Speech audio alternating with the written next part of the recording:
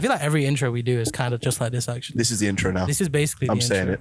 This is it. Would you like to introduce yourself? Or would you like me to introduce you? If I You introduce know you, what? I want to hear what you're going to say. No problem. It's the immaculate, forever enigmatic, charismatic, anything that ends with attic.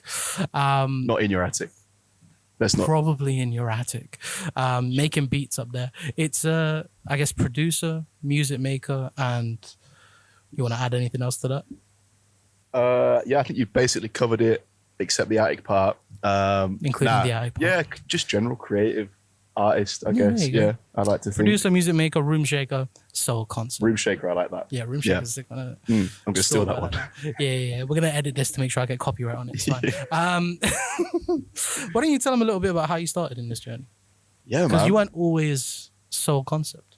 No, I wasn't. Ironically, there wasn't just a soul Koncept. No. I actually started before Tenchu. I was just my last name. So I used to be Upson, which is exciting. Yep. There's a real moment for me to be like, what's up, son? Yeah. So anyway, is that genuinely what happened? Or people just like, the fuck's up, son? I mean, that happens anyway. It's my name. Yeah. But so I was Upson before. I was only doing that for like a year, and then I moved on to Tenchu after that. So I've been overall making music for like 9 or 10 years, I think. So yeah, I've gone through a few different names, and currently I landed on Soul Koncept. But they're different vibes, right? Yeah, definitely. I mean, Upson's more. I mean, that's probably nothing I'll ever revisit, to be honest. But why was it? Not sure about the last name. Countryest thing you've ever heard. No, but Tenchu. I mean, yeah, it's all different vibes, and it's nothing's ever a closed door with anything. Like I don't have problems with going back to projects. The old stuff. No. So when you're going to shows and you're having to like, well, obviously you've done a few shows, right? Like you've done I've done a few shows. Like obviously in old names and a new name. Yeah, I mean, I did a show for Comma Sounds, big ups. Under the new name, but I mean, I hope this isn't Gang Signs. That's dangerous. Yeah. I've done a gig under Soul Koncept, but I've not really done a lot. I mean, I've not even released music under the name just yet. I'm just kind of almost transitioning. I did Tenchu for a long time. I did a lot as Tenchu as well. Yeah. Not to say that I was some international superstar, but I did a lot of like before kind of I put it aside for a little bit. I was doing a lot of like touring and was having a lot of gigs, which I'm very grateful for. But yeah, just kind of just chilling at the moment. But I do want to start ramping that back up a little bit. So where's Soul Koncept come from? Like the name for it? Countless nights trying to think of a name, and texting many people saying, "Is this name good enough or not?" But I just wanted something different. I wanted something because with Tenchu, I kind of ended up really tunneling myself a little bit with what I was making. So I wanted to have a whole new thing, and I'd already thought before I'd even thought of the name. I was already thinking of doing it for years. Right. And then I just thought I need to think of a name for this. If I actually want to do something with it, I can't just make music under anonymous. No name. Yeah. Various artists. Yeah. Maybe or just no name. There was no name's taken. Yeah, exactly. Name, yeah. Everything's taken up. That's what I found. Just chilling, like just trying to make anything that's not even different. I think it's just what I'm making at the moment. I'm not like going out my way to make anything Soul Koncept. It's just kind of where I'm at currently. Now.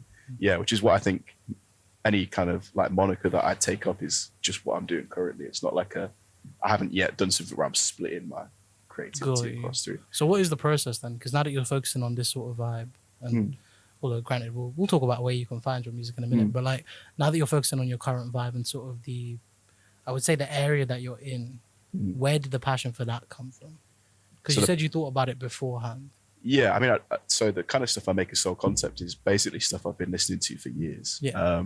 Like I say, with Tenchu, I kind of found myself in a bit of a box because I started off quite open. I was all dance music and club music, like super bass driven and clubby, but still very popular. Like it still hits. Yeah, it does. Exactly, it does. It's just I wasn't feeling it too much, and kind of fell out of love a little bit with it. So moved over. I've always been loving hip hop. Like hip hop's my main. I've always listened to hip hop. It's been kind of my pride and joy over everything else, and that's what I've always tried to use as an influence. And then I think I got to a point where I was just like, you know what, I just need to start making this stuff, like, and actually maybe putting it out and see if people want to do anything with it. But it's more of an outlet now. I think Tenchu was more. I kind of felt like I had to stay within this because it was doing so well for me that I had to stay within this. You didn't want to veer off. Yeah, exactly. It was terrifying because I was like, I need to.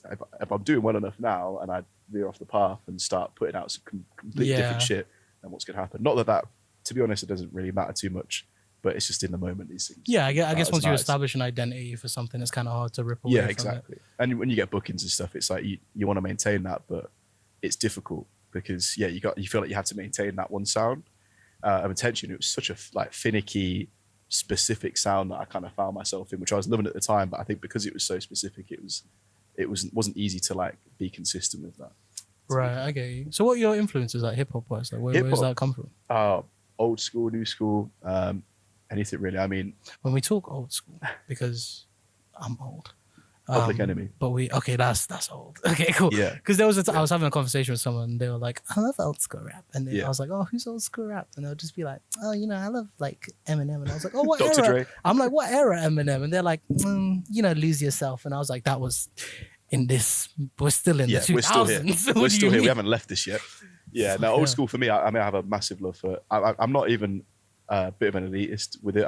I listen to all kinds, all the way through to like trappy stuff, Lil Uzi. In fact, the first music that I made was trap music. That's how I started making music, or like beats and how kind of everyone gets into it. Right, triplet hi-hats all over the place. Yeah, exactly. Yeah, the FL Studio, all that sort of which thing. I still rap. Which is still a great system. Yeah, absolutely. Big ups FL Studio. Let no one tell you different. No, definitely not. But yeah, no, I just kind of was making beats and stuff. And hip hop wise, I've always been into wide range of stuff, and I've kind of gone in and out with it, but I've really probably felt most connected to it as of the past year or two, which is why I think I wanted to do Soul Concept. Oh, okay. So it's kind of increased over time. Yeah, definitely. And I think I found a lot of love. I mean, I almost came full circle making beats again, like how I started off. But yeah, I just was really, really enjoying just doing that, like making beats. And it's a lot more, I can kind of just put an idea out or like go on Ableton and just sit down 10 minutes and make a beat. Whereas before it was like I've got to sit for hours and feel like I've actually made something and I've got 60 fucking layers and it's too much. Do you think that's also I feel like if you've gone from doing a bunch of shows and having to be a certain thing and it doesn't seem like you're being this like new sort of musical identity to like focus on making profits or give things out to artists, you're just focused on like being creative. Output. And I guess in that sense of output, it's not a sense of like you're making something to be like, oh, look, I've got a whole catalog. You're making something because you want to make something. Yeah, which is what I wanted to do with Tension. I think probably I lost sight of that a little bit. So it was almost freeing to do that with Soul Concept, even though I haven't put anything out yet. But it's just nice to have like an outlet that I can just put shit out on. And I will release stuff. And obviously, I think with Tension, it was so much more like plan had to go into it and like, okay, distribution wants me to post this on this day and label wants me to post this on this day. And if anyone knows me, social media is like, I only use it because I have to use it for that sort of stuff. And I wish that it wasn't such an important thing. I think a lot of artists could probably relate with that. But yeah, no, I think it gets follow us on socials and be sure to like and subscribe. But make sure you follow these guys, definitely. No, I think it's more so like as an artist, it's kind of hard. Like I think some artists, me myself, I'm the sort of person where I'd rather just kind of lay low and just put my stuff out. I'm not gonna lie to you. I've like out of the artists I know that I've talked to or like people that I've worked with and stuff, that is generally I think there's a moment before you get into being creative where you're like, I don't mind, I'll do anything to be creative. And then once you're creative, you're like, do I really have to do this thing though? And it's usually like, do I have to spam posts and do I have to like up my engagement? Yeah, that was, I mean, obviously it's a almost like crucial part these days. If you want to do like a really, well, I say that's arguable to be fair, but like in the scene that I was in, let me correct myself. If the scene that I was in, it felt like it was a crucial part, like to your success. Whereas I think with another thing I appreciate with, and that's not to say Soul Concept is just hip hop, by the way. Like, but no, of course, I think for me, it's almost become like anything else, pretty much. And I think with the kind of artists that I've been associating myself or like relating myself to as Soul Concept, when I look at their social presence, it's like it's them as a creative output. Whereas me before, it was just post, like share, like get streams. Is that the irony of Soul Concept, by the way? The fact that there's no Soul Concept. It is now. Okay. No, English teacher vibes. I put the meaning in there. I'm not going to front. Yeah, Soul Concept was not some like, I wasn't deep sat, thought. Like Charlie and Always Sunny where he's got all this shit on the board. But it's like, it was just me just coming up with different things. But I like that. And once again, I will steal something from you and use Copyright. it. But no, you were saying like, it's more the sense of now that you get to be creative, you can focus obviously. I don't feel like a lot of people are into the social media output unless like you have to be. Yeah. And like you mentioned before, like, you know, labels want you to do something and Exactly. obviously festival distributors. Yeah. Because again, it is a world of promotion. So I guess you kind Exactly. of do have to do that. Yeah. But now that you're kind of just working on your own little thing, you're finding that you don't obviously have to post anything unless you want to. Yeah, pretty much. But- I mean, that's exactly right. Because I kind of, I had management with Tenchu and stuff like that, and I moved into kind of just naturally, and there's nothing necessarily caused it, but just you kind of naturally move into kind of doing your own stuff, and obviously COVID happened and all that sort of thing. But when I started kind of just running it myself, I think there was a lot more less pressure. Not to say that I was pressured before, but I think just when you have almost people like relying on your output a little bit more, as an artist, you put the pressure on yourself. Yeah. But yeah, no, I think with Soul Concept, it was more so I kind of had a break from things before I really moved over to taking Soul Concept more seriously. Yeah. I think that was kind of needed, and I just thought, you know what, I don't need to necessarily take it as seriously as I was taking it, because when you take it that seriously, that's when that self pressure comes in again, and that kind of, oh, I need to release every month now because I've got followers and they have an expectation of me, and I need to do this. So yeah, and that's all pressure that I put on myself as well. Again, that's not external, but yeah, it kind of, I think artists can probably relate to that. It's just, you sometimes just put that pressure on yourself, even though there's nothing necessarily outlying that's doing that to you. Yeah, I do. I mean, obviously your work now is like as a producer and stuff, and then obviously you can release stuff under your name. Yeah. And like beat tapes have been a thing for years. Of course, yeah. I guess they're not really like, when you look at an artist who's like maybe like a rapper or a singer, where like they're more bound to having to fight with that engagement, they can stand out. Whereas, do you feel like you have the freedom to express yourself in a way without having to garner attention? Definitely, and I don't think there was anything wrong with Tenchu. I think it's just that it took me to do this to realize the right way to do it. And it's almost like that. I'm not to be some like motivational speaker here, but it's always like you have to fail, right? To figure out the next. Yeah, absolutely. But so that was exactly it for me. Like, not that Tenchu wasn't failing or anything. It was just more so I wasn't feeling that. So what do I move on to? And I think Soul Concept is kind of just like, not even Soul Concept. It's almost just kind of like a new phase creatively for me, because I want to do a lot more than just releasing music. I want to do visual stuff and other things as well, and like merchandise and clothing and all this stuff, and not be tied to just kind of one thing or whatever. Yeah. And to be honest, Tenchu is not even a closed door, and I think it's something I've been considering returning to at some point, because I kind of missed that was almost another output of my life personally. It wasn't even like a creative output, but just being able to play gigs and like just get out and about and traveling, and it was getting to a really, really nice point where I was getting to kind of go across the country a little bit more, and had some really, really great opportunities. So it's something that I would like to revisit. But I think as I've probably got older as well, it's just more so there's no rush to do anything. Like, you know, it's just as it comes, and when it feels right. Like, I've not rushed anything with Soul Concept. I've not rushed to release anything, because I'm just waiting for that time to be right. Because I've done it before where I've just pushed something out and I've not been happy with it, and it's. Well, you say you're not rushing, but you still have like ideas for the future stuff. Of course, yeah. Like, you're talking about merchandising. Is that like you're trying to do like a fashion thing, or is it more just actual merchandise? I've always been into my clothes, not on a crazy level and like not on a designer label, but I think I dress like a 5-year-old. Carry on. I wouldn't say that much, but hey, it's fine. No, I mean, clothes. I mean, I used to skate, so like that was kind of part of the culture. Yeah. I used to skate. I fucking love skating. Sick. Yeah. Big ups, man. Big ups to the skater community. But I mean, I was nowhere good. I wasn't like a skill, but it was just more of a community thing for me. No, of course, yeah. I mean, like skating communities, depending on where, I guess it's less so in this country as it is than in like American stuff. But even in this country, you go to certain cities like Manchester and Leeds have a good skating scene. Birmingham has a good skating scene. And you'll find a lot of the smaller towns have good places as well. I mean, Kettering, which is where I'm from, my local skate park. I spent a lot of time there when I was like growing up, and I think that's where the music stuff, like getting into hip hop or more of the alternative side of like mainstream music, and not hearing just the radio every day or something. That's where it kind of was another output for me, and like clothes, tying that back in as well, and that's all very much part of the culture, I think. I guess because when you look at fashion in the skating scene, it's like functional, but yet still somehow fashionable. Yeah, exactly. Which is exactly what I like. To move and shit. Yeah. That's exactly what the kind of stuff that I wear as well. It's not. I don't necessarily just buy like something just because I like practicality as well and functional. Yeah, no, that's fair. Absolutely. So yeah, just stuff like in terms of like clothing and stuff like that. I think it wouldn't be something. I think I was discussing this earlier with Parship actually, but like when I put clothes out, it's not going to be like Soul Concept, and that's written on the front. It's going to be something Yeah. like, it might even be something completely Its different. own brand and its own Exactly, little... yeah. And I want it to be its own thing. And like another thing that I was discussing earlier was like how Action Bronson does his thing at the moment, and like I love all of that, and the way that he's kind of creative, like he's kind of like creative directing all of his branding and everything. Even though he's got a team, don't get me wrong, and he's probably got some of the most skilled people working for him, but it still takes someone to be the lead of that. It's nice just to see like someone, especially that I like as a musician, I look up to as a musician, to be doing stuff like that. And I think what he does with like New Balance and all that sort of thing, it's just cool as fuck. And I'd like to, even if it was just one release, or like I put a shirt out once, it's like, as long as I did it, I just want to do that. I mean, short form like fashion drops are like kind of the thing now, where it's the sense of like homemade fashion, short drop, limited release,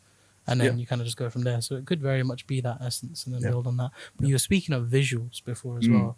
Are you thinking like a directing thing, or are you thinking more just I mean, music? I did I used to do like a lot of graphic design stuff when I was younger, and I did it at college and everything. And it's always been something I'm interested in. So I've got this kind of brand that I'm starting up on the side, which is audio artistry. So that's kind of like engineering and stuff that I've been doing for years, but never put like a name to it. I just did it for people. So I'm trying to kind of turn that into maybe an avenue and make that its own thing as well.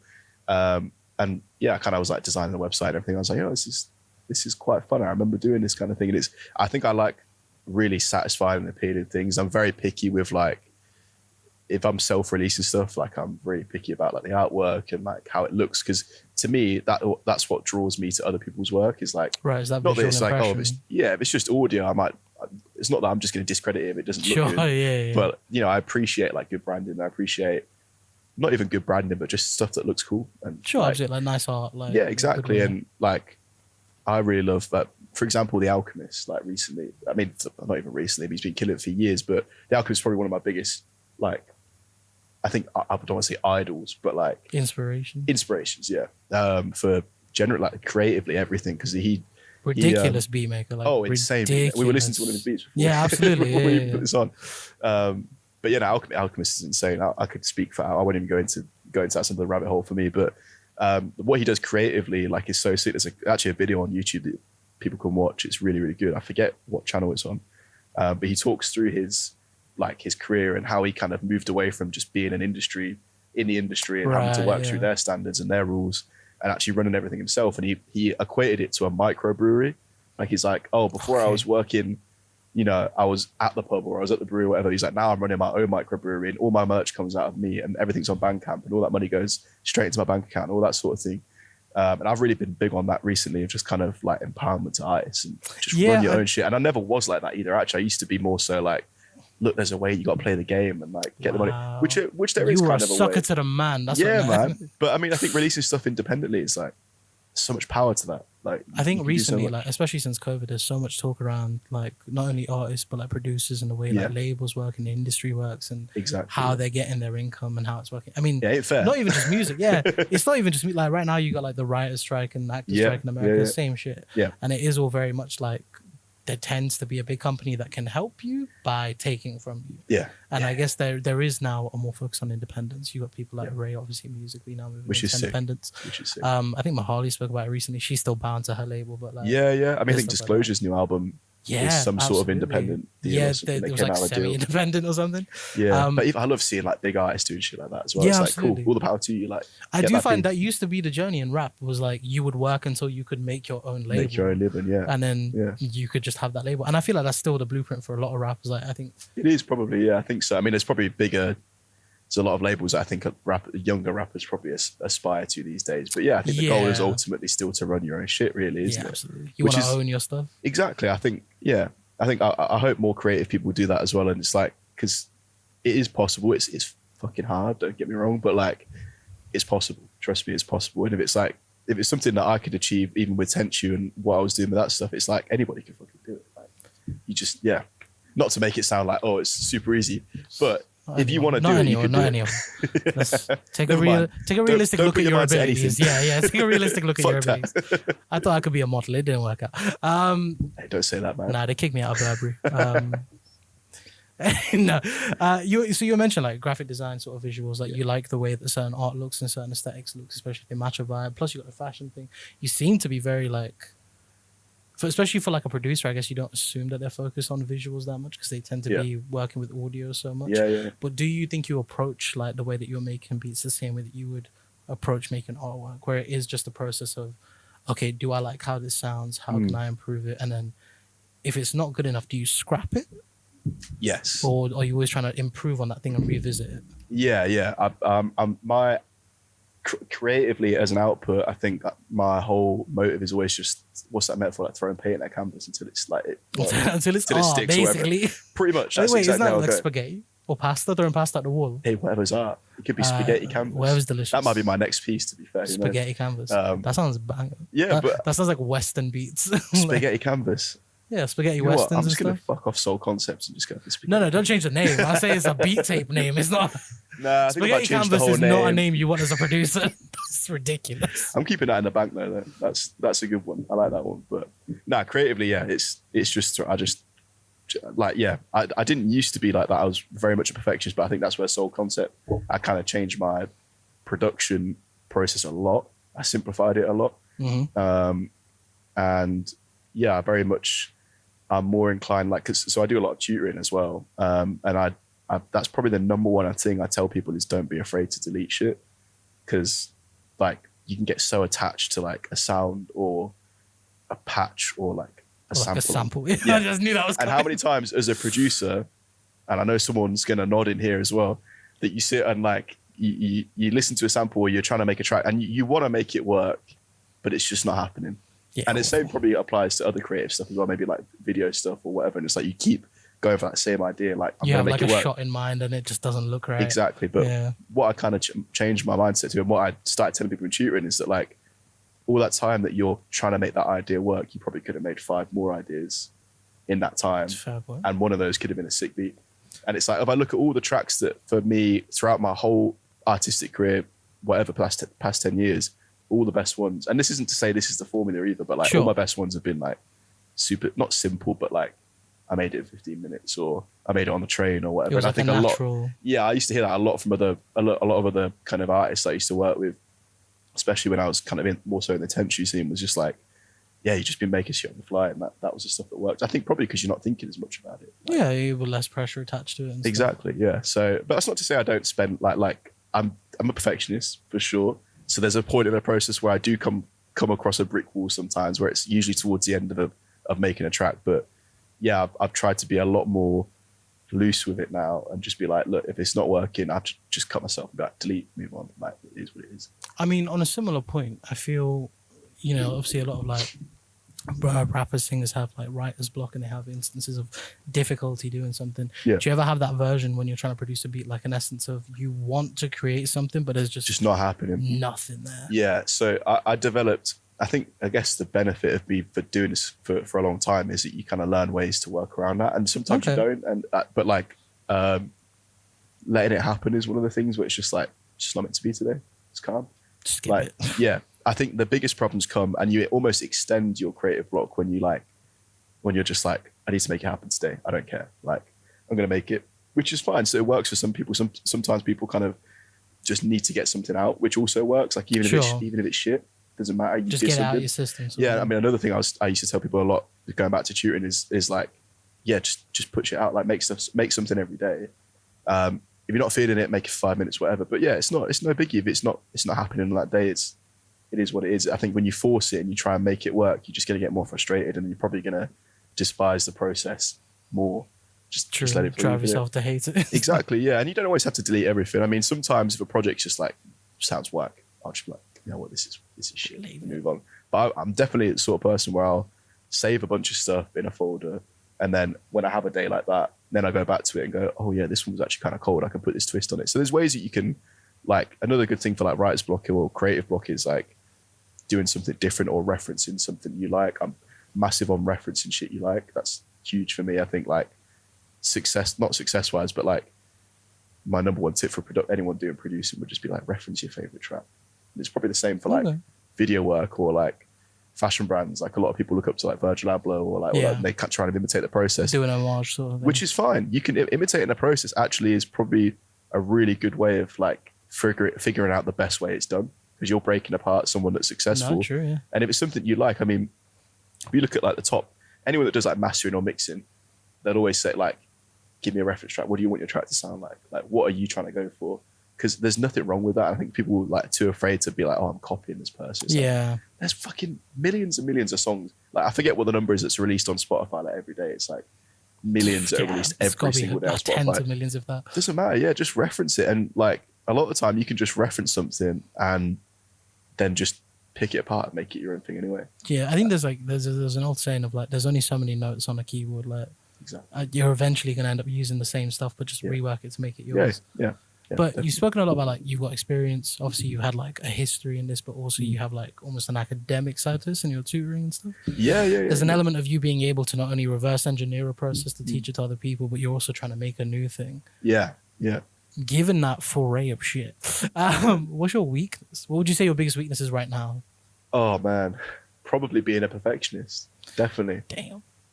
Like, cause that's probably always been my weakness, especially with creative stuff. It's just like I want it to be, and it's not even like it's never been like I want to impress as many people as possible, because I've never really been too bothered about how well something does. I've always trying to frame it. Obviously there's things you get attached to, but always trying to frame it as like, it's just an output. Like, this is good. Whoever listens to it. If one person enjoys that song, that's cool with me. But yeah, I'd say perfectionism, because I'm just like, for some reason, I want it to be the best. I don't care like if someone thinks it's shit. I just want it to be good. So that's how often kind of have you had the issue of like, because I see this happen with a lot of artists where like you don't like something, but when a new set of ears listens to it and they're like, oh no, this is actually pretty fucking good. Yeah, that's tough when that happens. Like, you're just like, does it change your mind, or you're just like, what's wrong with you? It does actually sometimes, I will be honest, because I think one of the biggest things you can do as an artist is share your work with your friends or other people and get feedback. Feedback's like the best thing you can do. Sure. Even if it's someone being like, yeah, that snares too loud. Like, I would have rather sent my track to 5 of my mates and been like, what do you think honestly? And they will tell me honestly what they think. And it's like, that's probably the best thing you can have. Not if you don't have that, that's fine. Like, some people probably don't have that opportunity. Sure. But it helps. And there's places you can get your tracks heard, and like you can go on, I don't know, there's like forums and Twitter, and so many things you can go, Twitch streams or whatever. Like, there's places you can get your tracks heard and get good feedback on. If not, you can always come to me. And I literally, I don't charge for that shit. I always just say, like, if you want to send me a track and get feedback, go for it. Because I think that's what I wanted when I was coming up. And that's the only reason I started doing tutoring, is because I was like, this is what I was looking for when I was coming up making music. And there's so many like bullshit YouTube videos and like, you have to put this compressor on this. This is how you make the best sounding bass. Yeah. Like, you have to use this plugin made by this brand. If you don't, sauce. You're literally cheating the game. Yeah, the sauce. Or there's some guy that's like made his own plugin that just does the same thing. Yeah, man. I mean, don't get me wrong, I'm a plugin hoarder. I've got hundreds and hundreds of them. But yeah, you don't have to. Yeah, plugins don't make the track. It doesn't. Yeah, yeah. Exactly. Yeah. You're talking about being in your creative space right now, just trying to figure out the sound and how you're moving forward with it. Are you ever focused on like collaborations or anything? Not as much as I should be, definitely. I mean, I don't know if you should be necessarily. It's not like a no, because I want to. Oh, okay, that makes more sense. Then. Yeah, absolutely. What the fuck's wrong? I'm just too slow with it sometimes. And I always, it's funny because it's like I've never not enjoyed collaborating with someone. Yeah. Like, I've always had probably some of the best memories in studios or making music with other people. I can think back to like loads of really great times I was making music, and it's like probably some of the best music that I made. And I always learn every time I collaborate with someone. I always learn something new. I just don't do it enough. I'll put an excuse to laziness and maybe busyness as well. But yeah, I mean, it's hard, especially like, trying to find the time for not only if it's someone outside your city, but booking time in with people. But no, I've got no excuse. There's definitely times where I could be utilizing that and I don't, and I need to do it more. And I would love to. I think with Koncept, I think I'd love to collaborate a lot more than I was with Tenchu, more so with vocalists, because I work with vocalists with Tenchu. But yeah, with Koncept, I'd love to like work with. I'd do it like Alchemist, like do a whole tape. No, I'm not talking like producing one tune. I want to do a whole tape with a rapper, like do a whole tape with have a full-on project, have creative sort of influence on it, and not just visuals. We do whatever. Yeah, definitely. So yeah, that's important to me. But yeah, it's just whatever happens. Well, speaking of collaboration and like releases and stuff, you got a beat tape coming up? Do have a beat tape. I don't know. I can't say a date for it right now. I'm looking at the guy, that might know that. Yeah, for those that don't know, I share this studio with Harsh, who makes incredible beats as well. And one thing we definitely do well in the studio is we chill big time and we make beats, a lot of them. And yeah, I think we kind of just we put a few together, and then we were just like, oh, we've got like 4 or 5. We got a tape. We've got a tape. Yeah, and it's cold. It's like a lot of edits, some vocals and stuff, but just fun tracks. Yeah. Just shit that you can listen to, you're familiar with, but like it's got a nice twist on it. It's got that different feel. The vocals maybe not matched up with what you might have heard before, but yeah. If you had to, because it's not really something that you would necessarily commercially release, obviously, because obviously with the active edits and stuff, you have a lot of stuff you can't clear. But you know, SoundCloud vibes. It's always been do what you can and just hope for the best. But in that sense, like, how would you describe the tape if you had to, as like a project? Ooh. Like in regards to its vibe more than anything. I want to say, and this is, I'm going to say flagrant. You know what I mean? Flagrant. Yeah, I'm getting a nod, so that's fine. I've been that's an accepted response. I thought I heard fragrant, like smells good, what? But like flagrant, okay. If it was something that had a scent, it would smell good for sure. Oh shit. Okay. It would smell like fire. So maybe not. Okay, maybe not good. Yeah, maybe not good. Yeah. Fire wouldn't be. Maybe fire's not the best. It is flagrant. So. Yeah, no, it's definitely, like I say, it's like, you know, you can tell that we were just having some fucking fun in the studio. I think that comes through in the tracks. And I think when people hear it, they'll appreciate it. It's got some good summer vibes. It's got some, you can listen at home vibes. It's got a bit for everyone, you know? It's just an enjoyable experience. And that's the review. 5 out of 5. No. Can we put sneak peeks in this? I'm asking the one man who can tell me off camera. Can we put sneak peeks of the beat tape in this one there? Okay, he said maybe we'll see for people who can't hear him, which basically means I'm going to stab you after this. But it's okay. I didn't sign an NDA yet, so it's all good. Oh, wow, that's crazy. I signed 5 when I started this podcast. One of them takes my house as collateral if I miss a day, so joke's on them. I don't have a house. But anyway, talking about that. Let's move on to something a little bit different. Because you were talking about, obviously, graphic design, fashion, etc., etc. We always ask people on this podcast like a certain question, and that certain question is usually like desert island discs. So it's the sense, well, it's not desert island discs, it's just desert island in general. So you've been kidnapped.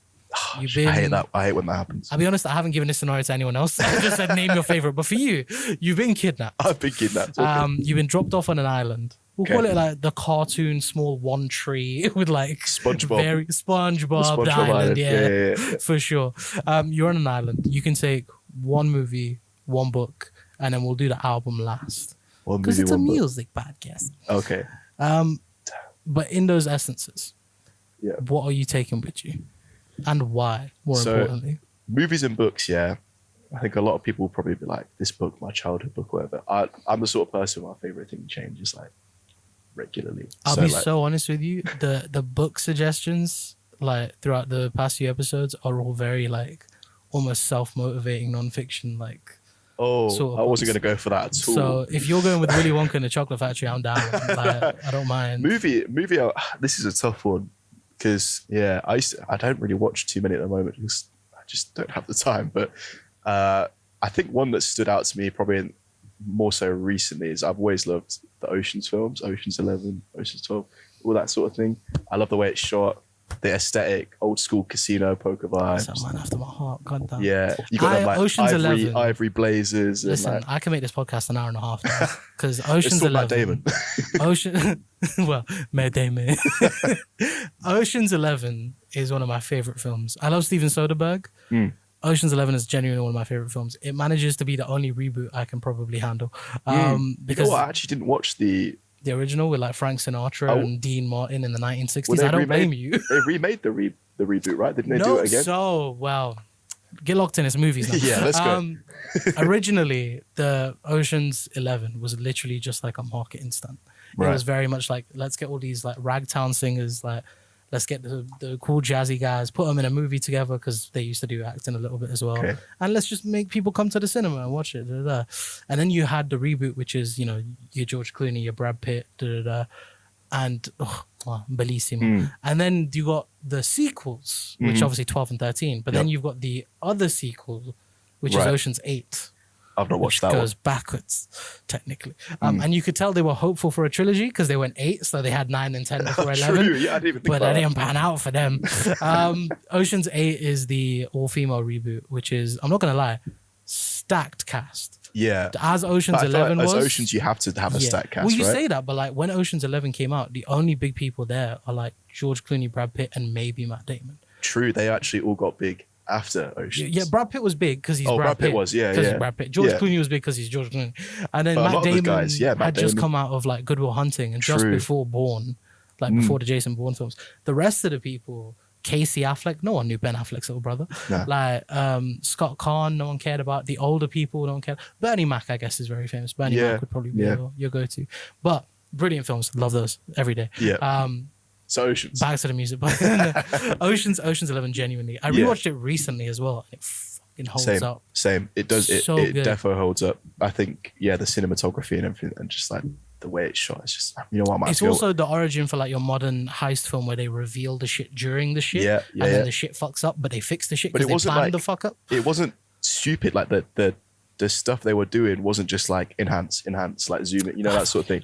It was a little bit tasteful in that respect, where Yeah, it's like, you know what, this guy, maybe this happened at some point. Who knows? The Which you also the probably did. beauty of that is like George Clooney and Brad Pitt are very much people who are like, we're just charismatic. Yeah. The people who have to do the nerdy shit, Yeah, we yeah, let yeah. them do the nerdy In shit. the hotel room, locked Yeah, up with exactly. the They got TV the one guy screens. who does like blackjack dealing. Oh, man. Or like he does the machines and he's like sweaty all the time. I'm like, Yeah. that would probably be You me. know, I'm not gonna lie. The Oceans films made me want to cheat in card games when I was younger. Like when I was a kid, I was like, I'm gonna play blackjack and slip something. Do you know on the how hard it table. is to count cards? By the Oh, way, I wasn't counting cards. I was just, who Oh, knows just what I was slip a doing. I was card? probably like 13 years Never old or something. But counting yeah. cards is a legitimate like thing that'll get you kicked out and shit. Yeah, but yeah, fuck me, is that hard to do? I've I watched not got The the mental Hangover, capacity. Oh yeah. and like Alan in The Hangover has that scene where he's like calculating shit, and they're Yeah. like, "Oh, you're counting cards." So I googled it after that movie, and I was lost within 2 minutes. Yeah. Could not do that shit. It's crazy. Absolutely. But I will watch 6 hours of YouTube videos on it tonight. Yeah, absolutely. And find out I how do it that with works. magic tricks. Yeah. I'll watch every magic trick and do none of them. Yeah, exactly. But now I know. Yeah. But yeah, Ocean's 11 very sleek, very Oh, slick. Again, it definitely. kind of goes with the aesthetic thing, where like Yeah. it knows what it's trying to be. Yeah, and that's it probably has why I that like it. It's just got that nice feel to it. Yeah, it's lovely. It's like one of the earlier digital films that looks like film, Yeah. and that's yeah. just because of Soderbergh. But Jesus Christ, Steven love it. Soderbergh, amazing director. Watch Big ups, everything. big he's ups, done. my guy. Yeah, Steven. I know you're watching. I know you're not, but I wish you were. One day. One day. But yeah, that's a great movie pick. I love that. Yeah. Okay. Was it just the one, or was it all of them? Ooh. I want to say I like 11 a lot. 11's the best. Yeah. Yeah, I think I would I'd say probably go with 11. Yeah, I'd go with 11. I mean, I'll probably get bored after a few watches, but it's a desert island, so it's, you know, it is what it is. I've got what Yeah, I've got. true. But I've Oh got yeah, my you book. can only have one actually. Yeah, probably. You're not having the trilogy. Yeah, can I have the box set? the extra features and Deleted shit. scenes, Yeah. yeah, just really pad it out. Director's commentary, just No, but so you said book as well. yeah. Book, I'm going to go with something that came out quite recently, and I actually haven't even finished it myself. Oh shit. And I might need help on what it's called, because I know someone in this room's listened to it on audiobook, and it's Rick Rubin. What's it called? The Art of Create. What is it? The Creative Act. The Creative Act by Rick Rubin. Rick Rubin is a. I've listened to interesting about half of it. I've read some of it as well. That man is an icon, and will never be beaten for what he is. He's just like Rick Rubin confuses me because I look at him and everything about him screams the not opposite gonna of what work. he is. Yeah. yeah. Like Yeah. at the same time, like Rick Rubin is popping. You also have like the bigs of like the Neptunes are doing their shit and etc. Yep. etc. And you look at these Jay-Z. people who are who are so ingrained in music, but also their identity is that. Yeah. Whereas Rick Rubin is like, I'm just a guy, but also I'm gonna make the most fire beat you've heard in like Oh, man. a minute. The guy has just got it right. He's just got it right. Whenever I listen to the guy talk, he did a big podcast run before leading up to his book, and I was listening to a lot of those because the guy's super motivational for anyone creative. Definitely, I would check out that book. And even if you're not a creative person, a lot of his outlooks on things. I mean, I've always been big into like mindfulness or whatever, but like he's that to a T. He's got it locked down. I mean, the guy's like barefoot All the 99% of fucking the time, time, or wearing that grey hoodie, and I don't think he has ever had a haircut since. I think they like, parody him in. Oh no, he's actually in Dave season 1 really with Little Dicky's like TV show. is it himself? Isn't it? Yeah, he's in it as That's Rick cool. Rubin, and like he is fully in this like beautiful mansion. He and does he's have just a there in the beautiful mansion. raggedy ass like t-shirt and barefoot, and he's like, he's got an Did you incredible find studio. yourself? He's got a really incredible studio. Yeah, he does. And a lot of artists. Tyler Creator did something on his like lawn. I don't know if it was a music video or some sort of event that he did. Oh, shit. Yeah, that place is magical, and I think there's been a lot of. I just love the fact that he's got no limit to what or who he works with, what he does. He knows that the process is what makes it count, not like what kind of music you're making or what kind of art you're making. So yeah, that book for sure probably keep me sane for a little bit. I can't really make music up there, so No, kind of, it might actually be torture that. for me. But yeah, incredible book purely for the sake of recommending it. Yeah, creative act. And then you're left with one album. One album. This is the hardest question for sure. I'm looking at the room now. You're looking at vinyls around Yeah, the room. yeah. I'm gonna be obvious. I think anyone that knows me, MF Doom can't be beaten for me. And it's got a very dear place in my heart. So Make Mad sure when Villainy. you spell it, it's in all caps. Yeah. Mad Villainy is the album that I That's a take. great fucking Accordion choice. is my favorite MF Doom tune.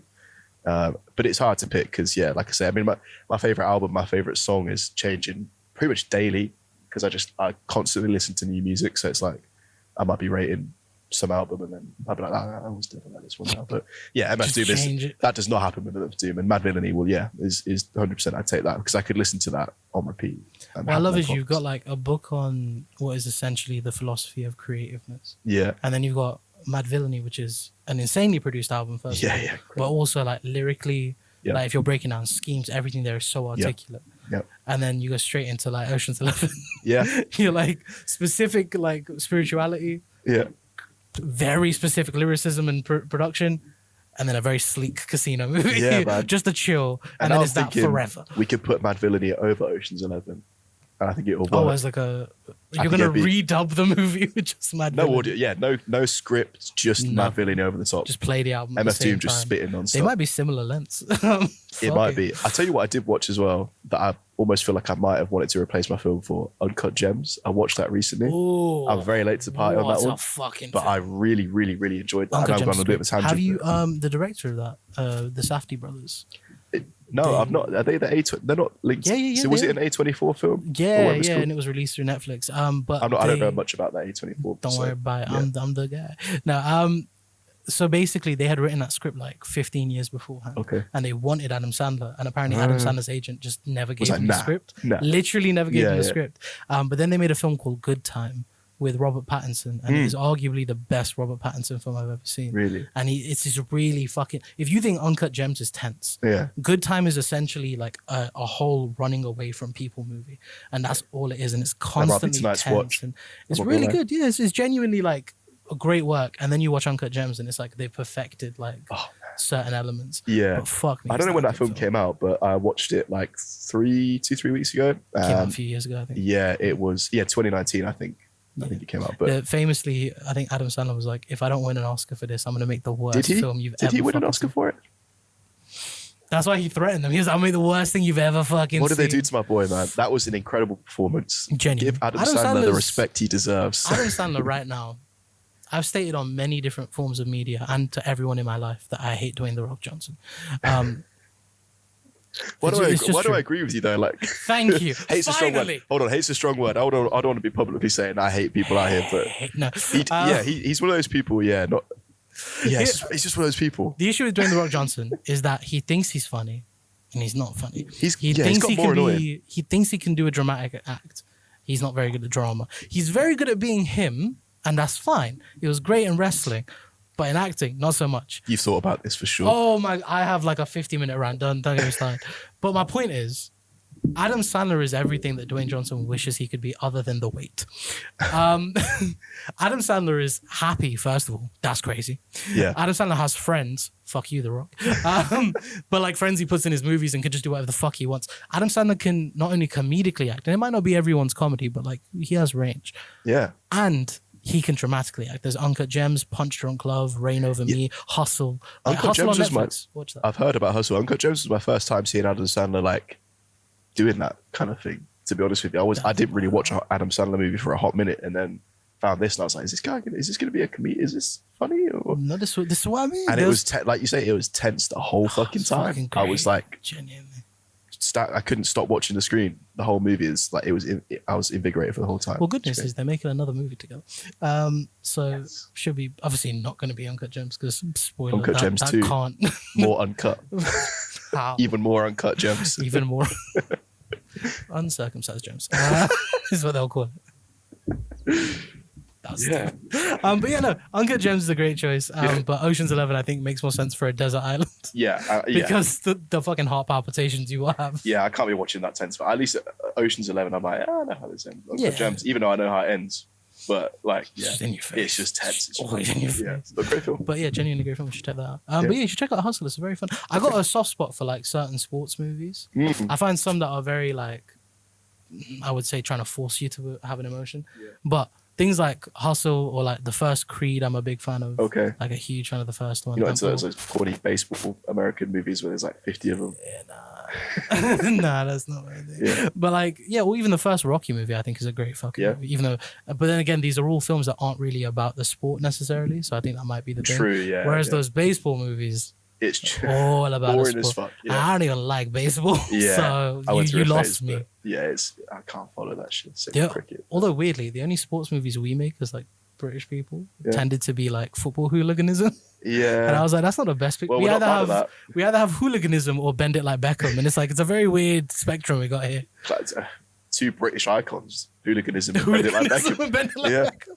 What more defines our country than that? It's true. Keira Knightley and Vinnie Jones, the ultimate. Oh yeah.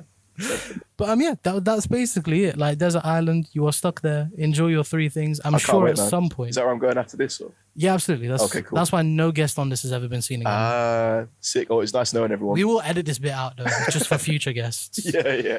So they don't. I'm coming for you. Yeah. But it's been great talking to you. Thank and you, obviously we will have like certain maybe sneak peeks or stuff. Maybe. No. Okay. He's still murdering me. That's fine. I might not ever be seen again, but what will be seen again is this guy, maybe on this channel with Harsh. But it was great talking to you. Thank you, man. I appreciate you having me. Thank you very much. Anyway, that's a wrap. So you can get that camera on my face.